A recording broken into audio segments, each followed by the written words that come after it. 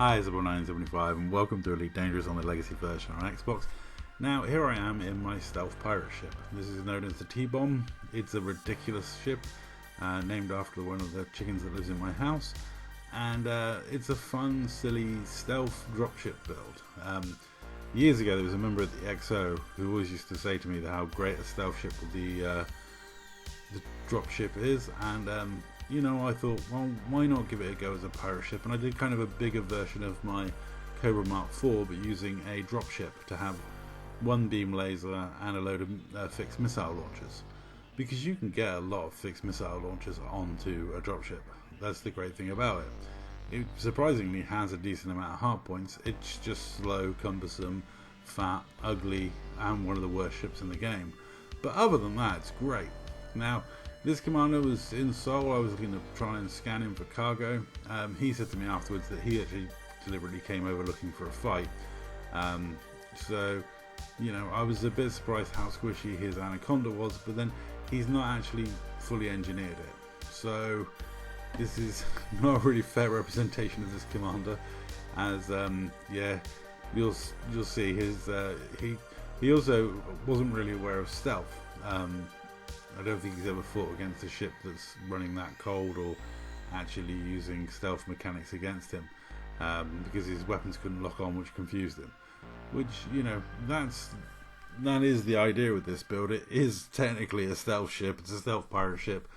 I've got, I think it's 64 tons of cargo space, collector limpets, hatchbreaker limpets, all the toys you want on a pirate ship. Obviously I have no shields, and yeah. The great thing about this ship is the fact that you can pretty much just ham it up with engines, because, well, that's the point. It's you know, you've got enough heat sinks to last you for days, certainly enough heat sinks to get through a fight, and yeah, I can go silent running, proper old school silent running, not just relying on my temperature to be cool. And the beam laser puts in good work, and the fixed missiles, well, they're fun. They're not very good, but they are fun. Yeah, I enjoy using the Enzyme missile. It was quite a good laugh in this one. He had a scary moment at the end, and we had this little tussle. Now, I was aware of his rank, so I wasn't looking to kill him, and I obviously was aware at this point that he's not fully engineered, because, you know, a fully engineered Anaconda is not going to suddenly fall apart that easily to a stealth dropship. So yeah, I was thinking, well, I'll keep going until he stops keeping on going, and yeah, I thought at this point, well, he looks committed. He looks like he's going to fight to the death. Should I keep blasting him? And you know, in these sort of situations, if you fire at a pirate, you really should pay the price for it. And also, I'm just enjoying the fact that I'm melting him with an Enzyme missile, because I absolutely love using that trolliest of troll weapons that's completely useless, but it really is fun to use, and the fact that it damages them, sort of continues to damage them even when they're in super cruise, makes it a fun weapon to use. But at this point, I realise, I think it's around now, that he's looking to run away, and he sent me a GG, so I'll put my weapons away, send him a GG, and call it quits. I mean, I could get the kill, but I'm not one for, you know, needlessly killing people. I've won the fight. I don't need to do any more than that.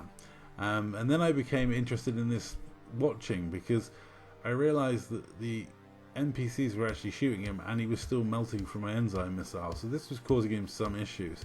So I was at this point just like, well, will he survive or won't he? So I spent some time watching that. I did Enzyme myself.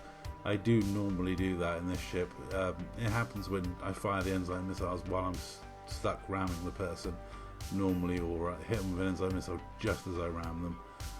Causes me no end of bother, but it is just funny. And there we go, he managed to get out on 1%, so fair play to him. It was an enjoyable encounter, and certainly spiced up my evening, which had been reasonably quiet up until that point. he then decided to come back to my carrier and have some fights in various ships and things, and someone else was on my carrier, and luckily he, had some more evenly matched fights than my ones. As to the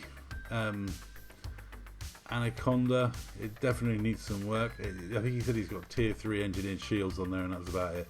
He had about 1,000 shield strength, which is nothing, really. So that needs a lot of work. He did ask for a rematch, and I obliged. So I'm going to leave you with the rematch. But remember, he hasn't got engineering, and this, even though it is a dropship, is a fully grade 5 engineered, fun, silly pirate build, but it is still a fully engineered ship, and when it comes to engineering, that makes a huge difference. I mean, pretty much you can see that it's a kind of one-sided fight. But I'll leave you with the second fight playing out, and I'll say that's all. Thank you very much for watching. Yeah, they were fun, enjoyable fights, and it's nice to get some practice in my dropship, having some fun hitting people with fixed missiles. But anyway, that's all. Thank you very much for watching.